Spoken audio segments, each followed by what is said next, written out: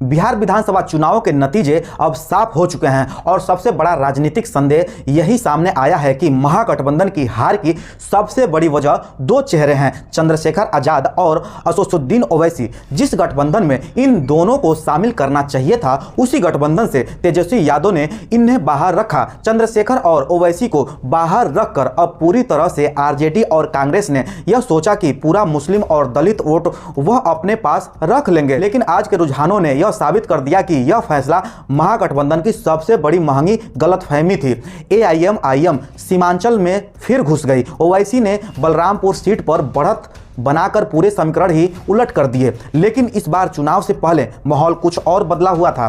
Party कमजोर मानी जा रही थी, गठबंधन भी नहीं हुआ था और ओवैसी के विधायक भी टूटकर आरजेडी में शामिल हो चुके थे। ऐसे में जनता में यह संदेश गया कि अगर चुने हुए विधायक बाद में आरजेडी में ही शामिल चले जाते हैं तो मुस्लिम वोटर सीधे आरजेडी को ही वोट क्यों नहीं देते।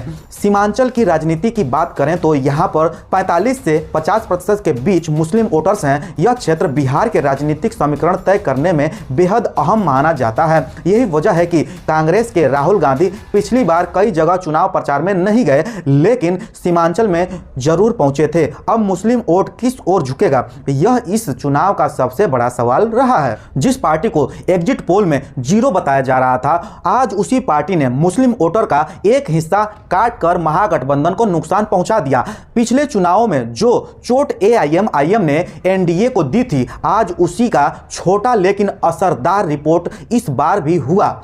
जो उधर चंद्रशेखर आजाद की एंट्री ने दलित वोट को बांट दिया, तेजस्वी लगातार उनके खिलाफ बयान देते रहे, जबकि हकीकत यह है कि चंद्रशेखर उसी वोट बैंक में पैंट बनाते हैं जिसे आरजेडी अपना नेचुरल सपोर्टर मानकर बैठी थी। दलित और मुस्लिम अति पिछड़ा वर्ग का पूरा गठजोड़ महागठबंधन की रीढ़ माना जाता है, लेकिन इस चुनाव में उसी गठजोड़ को दो अलग अलग नेताओं ने यानी कि असदुद्दीन ओवैसी और चंद्रशेखर ने तोड़ दिया। साफ कर दिया कि अगर तेजस्वी यादव और कांग्रेस ने चुनाव से पहले एआईएमआईएम और आजाद समाज पार्टी को अपने साथ ले लिया होता, शामिल कर लिया होता, तो सीमा अंतर और दलित बेल्ट की कम से कम आधी से ज्यादा सीटें महागठबंधन की झोली में जा सकती थी। लेकिन इस ओवर कॉन्फिडेंस ने तेजस्वी यादव को भारी नुकसान पहुंचा दिया। उन्होंने सोचा कि पूरा माइनॉरिटी वोट बैंक सिर्फ आरजेडी और कांग्रेस का है, लेकिन आज के नतीजों ने यह बता दिया कि माइनॉरिटी वोट किसी का गुलाम नहीं है। सीमांचल में मुस्लिम वोटों का बिखराव, दलित क्षेत्रों में चंद्रशेखर आजाद की पैठ और